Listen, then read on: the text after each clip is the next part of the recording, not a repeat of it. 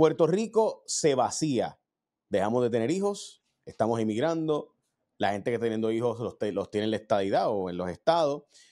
¿Hay algún país que ha logrado revertir esa tendencia? ¿Ha habido algún país que ha logrado que la gente vuelva a tener hijos? ¿Ha habido algún país que logre evitar la inmigración como única alternativa de decrecimiento poblacional? ¿Hay otras herramientas? Bueno, yo tengo hoy de invitado a la persona que hizo este estudio que salió recientemente en la portada del Nuevo Día, el doctor Amílcar Matos Moreno, que para acabar de chavar es puertorriqueño, pero tiene un montón de diplomas atrás. Así que yo creo que debería decirnos cuántos doctorados él tiene, porque tiene como 20 diplomas ahí. Ok, cuéntame, primero, ¿tú eres doctor en qué disciplina? Yo soy doctor en epidemiología, pero tengo un postdoc en demografía y me gradué de bioestadística de la escuela de la UPR Ciencias Médicas Ok, so tú eres bioestadístico, epidemiólogo y ¿qué y más? demógrafo, y Y demógrafo, demógrafo. así Diablo. mismo. Este, Me acabo de sentir humillado. Yo no hice un en mi vida. No, y Este, verdaderamente todas estas disciplinas yo las combino en mis investigaciones. Por eso las investigaciones no solamente tienen un punto de vista poblacional, sino que también cuando incluye la epidemiología, pues hablamos entonces del impacto que pueda tener las dinámicas poblacionales en el individuo como tal y en la distribución de las enfermedades de los individuos que están en los lugares. Y luego entonces pues creamos modelos estadísticos para hacer proyecciones y lo demás, que ahí entonces entra la bioestadística. Así que yo trato de incluir estas tres disciplinas en todo lo que hago, porque pues el mundo es holístico, el mundo no es solamente de una perspectiva, así que hay que tener varias perspectivas. ok, so en la práctica, tú nos puedes entonces decir si en Puerto Rico de verdad tenemos el decrecimiento más grave del mundo o hay otros Sí, lugares del mundo que están peores. mira, estos últimos dos estudios que hemos publicado se publicaron en revistas científicas, que son revistas revisadas por expertos fuera de Puerto Rico, expertos a nivel poblacional, de estudios poblacionales a nivel mundial. Nosotros trabajamos en colaboración con la Universidad de Minas Gerais en Brasil, con la Universidad de Drexel en Estados Unidos, la Universidad de Michigan y el Instituto de Demografía de Max Planck en Alemania. Así que esto es un estudio que tiene perspectiva de expertos en ciencias poblacionales de otros países. Y todos llegamos a la conclusión de que Puerto Rico es el único país en el mundo que está envejeciendo por la migración. El estudio toma en consideración la natalidad, porque siempre se dice, hay una baja natalidad en Puerto Rico. Se dice que las muertes de jóvenes pues, pueden también aumentar el porcentaje de personas envejecientes en el país. Pero verdaderamente cuando analizamos los patrones de la fecundidad, de la mortalidad y la migración por los últimos 70 años en Puerto Rico. Nosotros utilizamos datos del 1960 hasta este momento.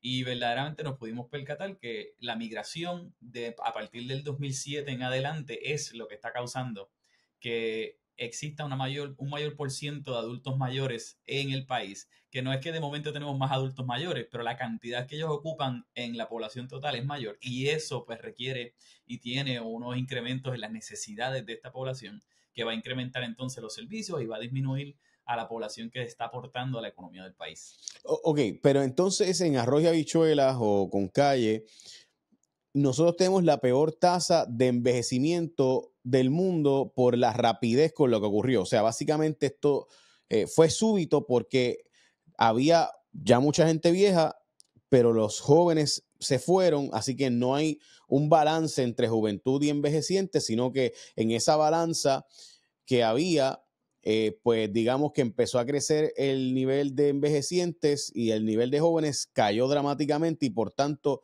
el crecimiento es exponencialmente hacia ser un país anciano. Sí, nosotros lo comparamos con países que son predominantemente conocidos en la literatura científica como países envejecidos ya, que es Japón, España, Italia, que son los países que tienen el porcentaje de envejecientes más, el mayor en el mundo. Y nos dimos cuenta que desde 1960 hasta ahora, para poder duplicar ese porcentaje, a estos países les tomó entre 25 a 40 años. A Puerto Rico solamente le tomó 10 años. Y esa rapidez es la que es preocupante, no necesariamente el envejecimiento, porque todos los países desarrollados vamos hacia eso. El problema es la rapidez con lo que está ocurriendo que no permite entonces que los sistemas se adapten a eso. Un ejemplo, Sí, en otro de los estudios que hicimos, es que vemos que en el 2000 existían habían 32 personas por cada adulto mayor. Y esto es lo que se conoce como el dependency ratio de la población. Esto se redujo a 16 personas por cada adulto mayor en el 2010 y ahora estamos en 7 personas por cada adulto mayor en el ¿Qué 2020. significa adulto mayor para fines estadísticos? En el caso de estos estudios es persona mayor de 65 años. Ok. Por si acaso, es importante plantear que los fenómenos que eso implica son tantos que, ¿verdad? Yo sé que como demógrafo puedes darnos información ahora, pero antes de llegar a lo que eso implica, que las implicaciones son montones, en nuestro caso es por la migración, porque también los jóvenes que se han ido se reproducen en Estados Unidos. Es decir, la tasa de fecundidad de Puerto Rico sería muy, muy superior a la actual si tuviéramos esos jóvenes aquí por razones obvias, pero están teniendo hijos en proporción cuánto mayor los puertorriqueños que se van versus los que nos quedamos aquí. Mira, todavía no existe un estudio específico que vea la tasa de fecundidad en el caso de las mujeres en Estados Unidos y Puerto Rico, comparando solamente puertorriqueños que hayan emigrado.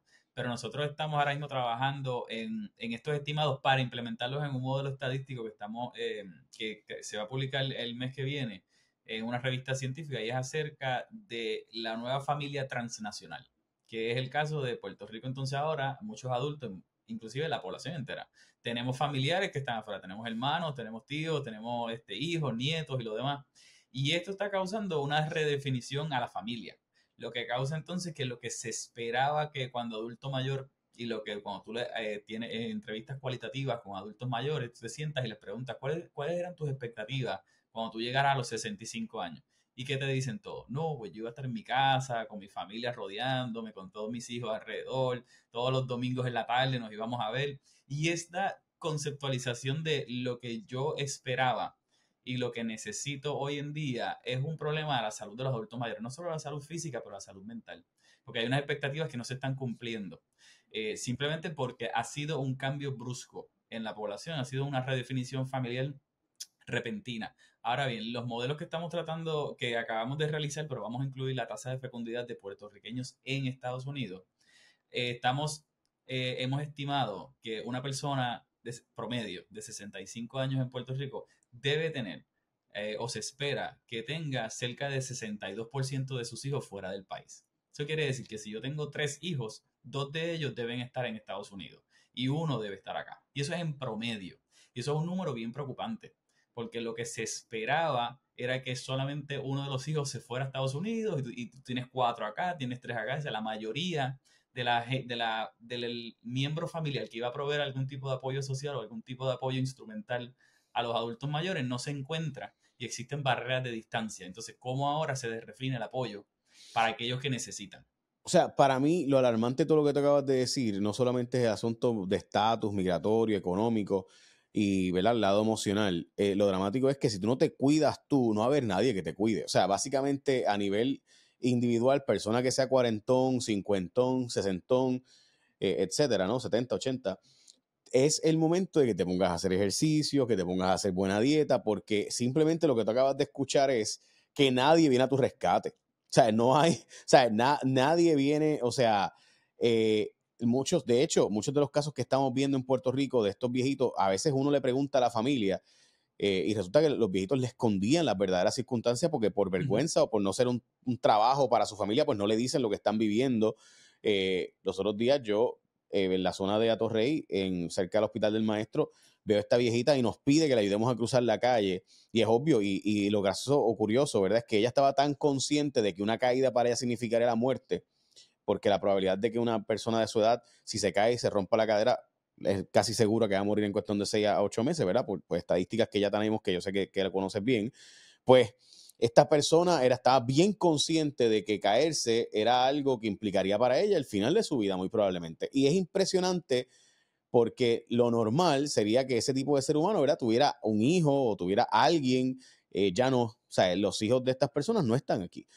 No tiene a nadie que le ayude, y ni siquiera pagándole, porque no existe el recurso humano, o sea, ni siquiera yo contratando a un ser humano puedo conseguirlo.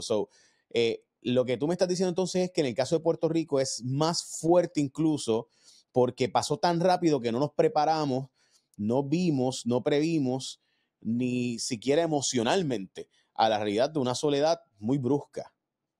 sea, Japón es un país impresionante en términos de los servicios que tiene para la población. Y como quiera Japón, que le tomó 25 años duplicar ese por ciento, ellos se prepararon y trataron de prepararse. Y inclusive así no han podido batallar con la soledad de los adultos mayores. Ahora mismo Japón es el país que experimenta una prevalencia más alta en el mundo de soledad en los adultos mayores. Y fue un país que lo tomó en consideración y trató de crear política pública para, vamos a decir, minimizar el efecto que pueda tener este aceleramiento en el envejecimiento. Y ellos no cuentan con la migración de nosotros. Así que Puerto Rico está experimentando unos fenómenos bien particulares de la región y del mundo que no sabemos cuáles pueden ser las repercusiones y podemos sí hipotetizar a ver cuáles pueden ser las repercusiones en los adultos mayores, pero ni siquiera en los adultos mayores. Vamos a hablar de la población total.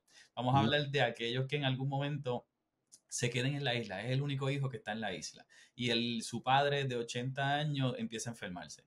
Necesita ayuda constante. Ese peso financiero, ese peso mental, ese peso de responsabilidad hacia el adulto mayor perjudica la salud también del cuidador. Ujú. Y ahí es donde entonces tenemos que empezar a implementar programas a nivel poblacional que atiendan y que puedan identificar los adultos mayores que están en riesgo de quedarse solos, que están en riesgo de experimentar Sí, o todas sea, estas dinámicas y el sociales. asunto es que tienen que ser políticas públicas rápidas y ágiles, porque Ujú. si tú, por ejemplo, ahora mismo lo que está pasando con las propiedades abandonadas, eh, si tenemos 38.000, 35.000 muertes anuales aproximadamente, que es el número por ahí que está ocurriendo, entre 33 a 38 anuales de muerte, y están naciendo 12, 15.000, pues eso implica que esos 30 y pico de mil, pues gran parte de ellos viven en una propiedad que va a pasar a una herencia. Y pongamos que de esas casas, 10.000 terminen siendo inhabitadas, más las ya 500.000 de propiedades residenciales y comerciales que tenemos básicamente deshabitadas en Puerto Rico o subutilizadas.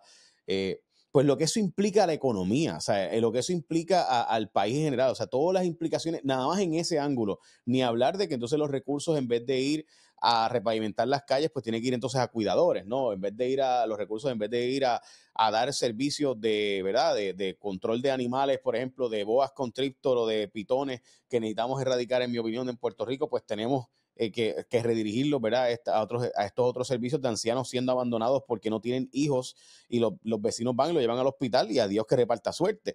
Y está pasando recurrentemente estas historias de viejitos abandonados. Pero esos viejitos abandonados son una de las tantas otras formas que se afecta, por ejemplo, la calidad de vida de los demás, que entonces tenemos que redirigir recursos en vez de mi calidad de vida, pues hacia la calidad de vida de los ancianos que estamos, ¿verdad?, tratando de proteger y cuidar. Y te iba a preguntar eso. ¿Ha habido algún país que logra revertir la tendencia de que no tiene hijos y que la tasa de fecundidad baja y que una vez baja no regresa atrás? Mira, no hay una experiencia reciente donde un país lo haya logrado, pero sí han minimizado el efecto de la migración y el efecto de la baja fecundidad. O sea que hay maneras de poder minimizar el efecto. No es como se conoce de tratar de incentivar que las personas tengan hijos y decirle tienen que tener hijos. Verdaderamente yo siempre apuesto a vamos a bregar con lo que tenemos, vamos a bregar con el país que tenemos, no el que queremos. Y eso es una mentalidad que en Puerto Rico, en el gobierno específicamente, los servicios que existen hoy en día, hay que adaptarla.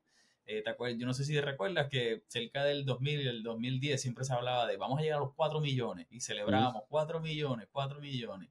Y nunca llegamos, pero el país se creó política pública para esos 4 millones.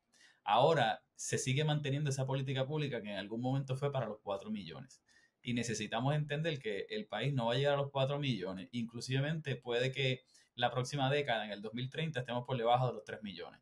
Entonces, ¿qué vamos a hacer al respecto con las personas que están en el país? No es la idea de hay que buscar gente, porque hay que llenar un país. Un país sin gente no es un país. Por ende, tenemos que verdaderamente bregar con lo que hay, con lo que existe. Y yo no creo que política pública que incentive la natalidad es lo correcto. Yo no creo que política pública que restrinja la migración tampoco es lo correcto. Yo entiendo que la política pública que debe existir es para la calidad de vida de las personas que están aquí. Y una vez hagamos eso, créeme que aumenta el deseo de tener hijos, Ujú. aumenta el deseo de quedarse aquí. Sí, sí, sí, de acuerdo. O sea, mientras esté yendo la luz, pues quién quiere, o sea, quién puede bregar con la idea de tener un niño mientras tú no tienes servicios básicos, ¿verdad? Y ese tipo de cosas. Eh, Curiosamente, esta conversación la tengo porque yo he hablado con mucha gente y le digo, mire, si no traemos migrantes, no va a haber forma de sustituir población. O sea, no hay forma. Y eso ha provocado que, porque yo creo que la xenofobia, como decía mi profesora de Mayagüez, ¿verdad? Milarito González, la xenofobia es la fobia más común porque nadie la admite, pero a nadie le gusta eso de que venga un extranjero y se quede con lo mío o que nos están sustituyendo. ¿Qué es lo que le pasa a Japón? Japón en gran medida, ¿verdad? Tiene esta circunstancia muy peculiar de que pues no hay migrantes. O sea, si tú tienes una situación de 200 y pico millones de habitantes y de repente pues empiezas a envejecer y no estás teniendo hijos, pues sí, o sea, la única forma de sustituir población es con migrantes. Y es una economía próspera, es la tercera economía más grande del mundo. Sin embargo, nunca fomentaron eso como política pública agresivamente. O sea, sí, no es que no tienen ningún migrante, ¿no? Alemania tuvo que aceptar migrantes, así que tú que estuviste, ¿verdad?, haciendo este estudio con los alemanes, ¿cómo bregaron ellos eso para lograr que los sirios y otros, ¿verdad?, tantos, ¿cómo se bregó eso, ¿no? ¿Cómo se trabajó allí? Mira, verdaderamente, antes de eso te voy a dar un ejemplo. Yo tengo colegas que están trabajando ahora el dilema de la migración en Estados Unidos. Y sí están por publicar un artículo que va dirigido directamente a hablar de la inmigración es lo que ha detenido o ha minimizado el envejecimiento de Estados Unidos.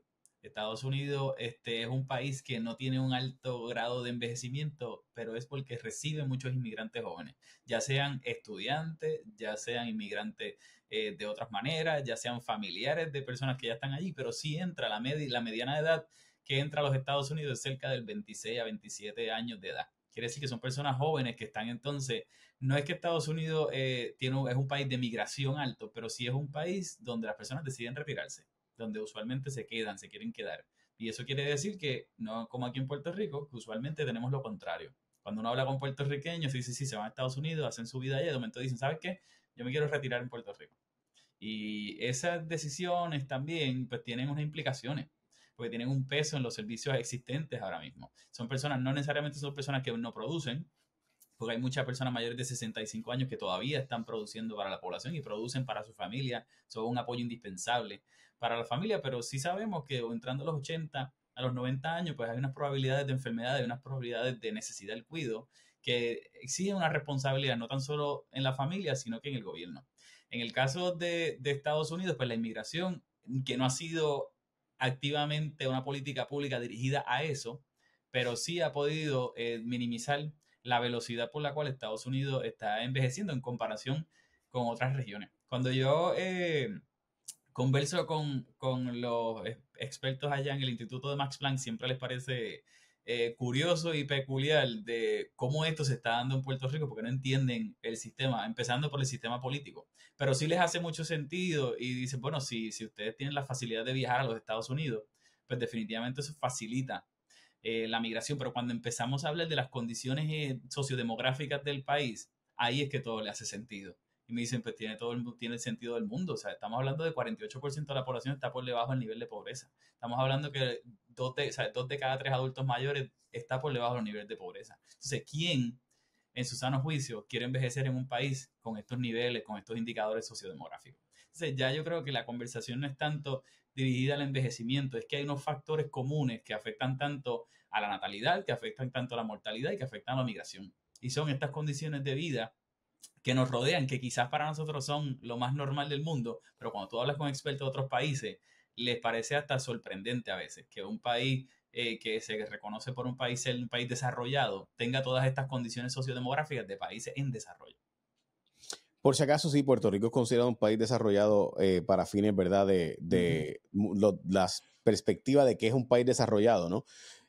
Sin embargo, sí hay muchos nichos de pobreza, ¿verdad?, profunda, y también hay otras realidades, y es que simplemente nuestra comparable, pues no es Haití, nuestra comparable es Estados Unidos, o sea, el país más poderoso del mundo, que tiene sus nichos de pobreza también, pero obviamente cuando te comparas con Miami, que tiene, la última vez que yo fui a Miami, me quedé en un hotel, miré alrededor y conté cerca de 34, 35 grúas de construcción.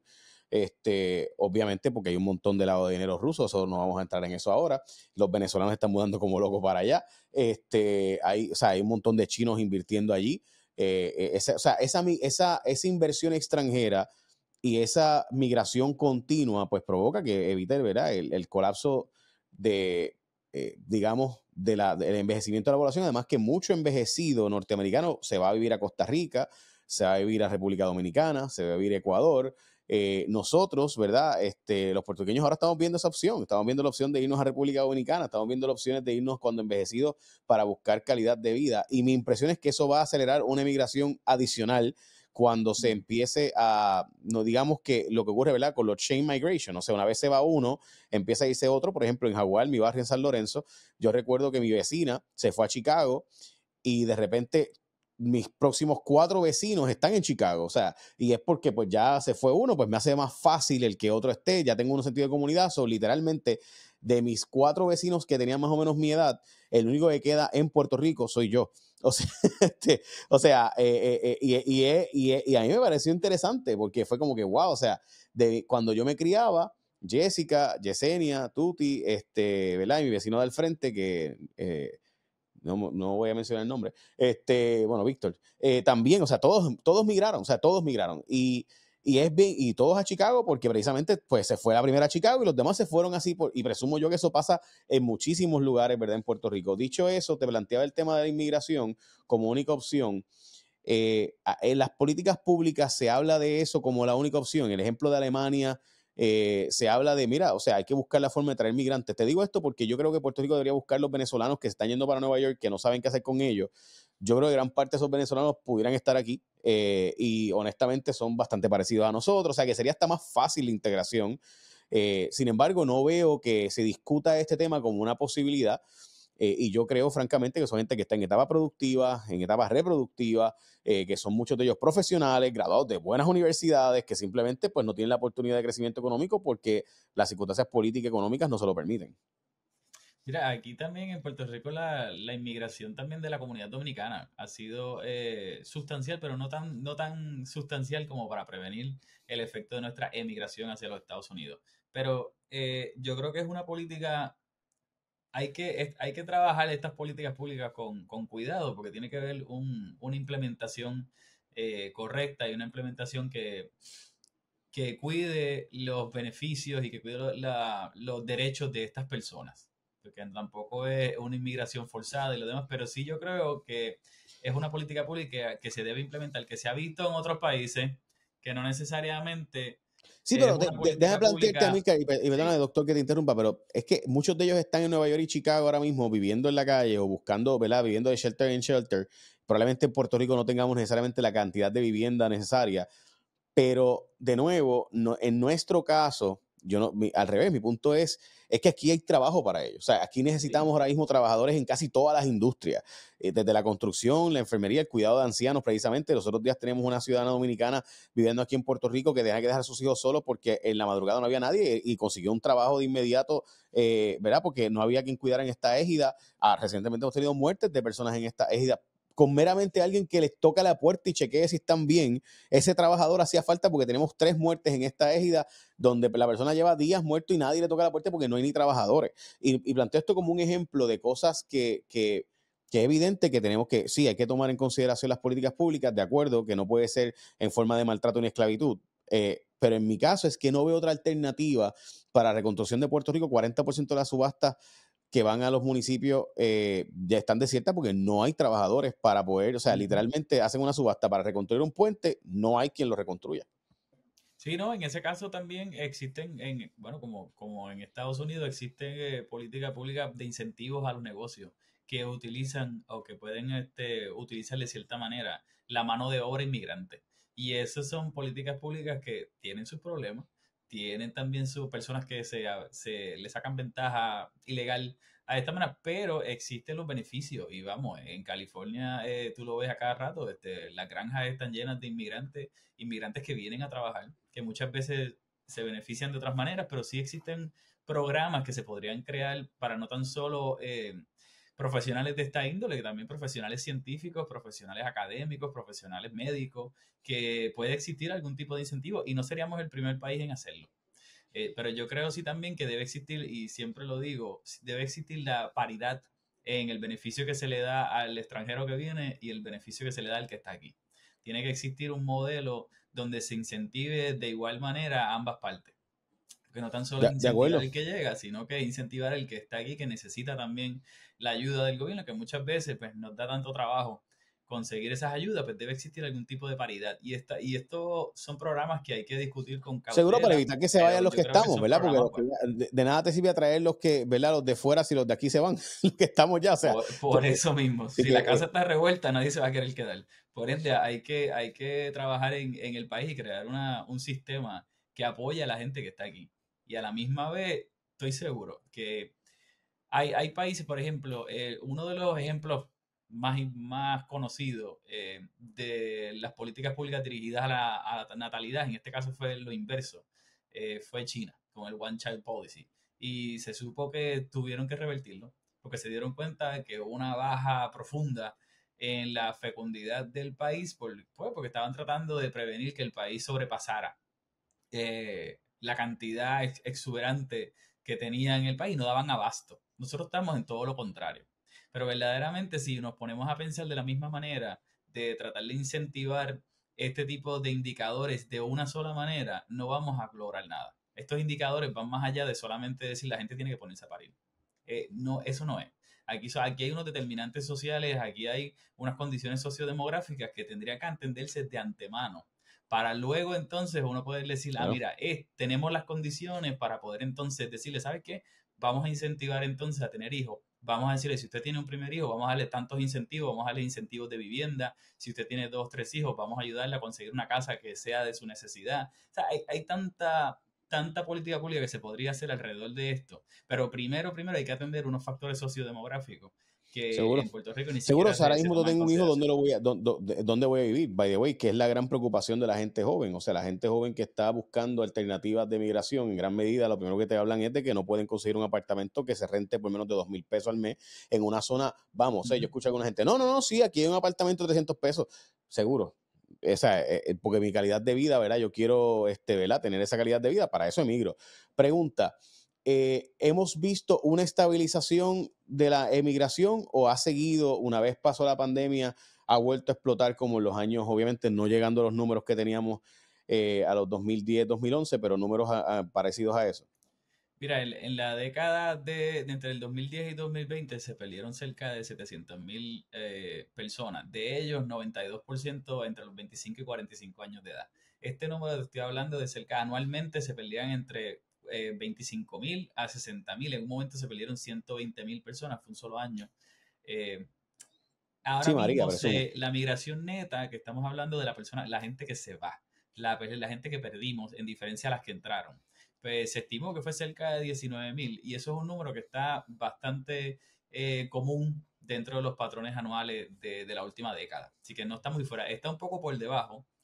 Todavía no ha llegado a los niveles de los 30.000, 40.000 como era en el 2015, 2016, pero como quiera sigue siendo un número alarmante. Estamos perdiendo cerca de 20.000 personas de 25 a 45 años en un solo año.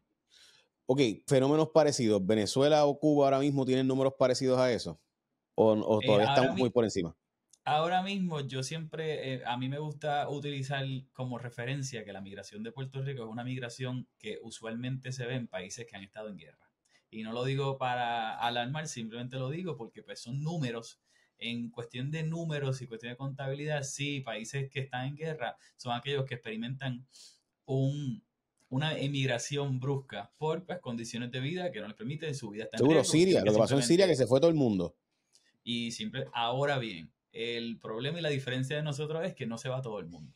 En nuestro caso, la mayoría y gran parte de ellos son personas de 25 a 45 años y eso es lo que es alarmante verdaderamente. No es el número, es el grupo de edad que se está yendo y esto nosotros acabamos de publicar hace unos cuantos meses un artículo ya más un poco más de cuestiones teóricas, pero esto ha sido este fenómeno demográfico ha sido tan particular de Puerto Rico que nosotros hemos incluido una teoría nueva acerca del envejecimiento de las poblaciones. Siempre se conoce que las poblaciones, y esto es literatura científica de envejecimiento básica, que pues los países usualmente envejecían por la tasa de fecundidad que se iba por debajo de los niveles de producción y entonces pues, de momento la longevidad de la vida, las expectativas de vida aumentaba y pues esto causaba que hubiese una cantidad mayor de personas mayores en distintos países.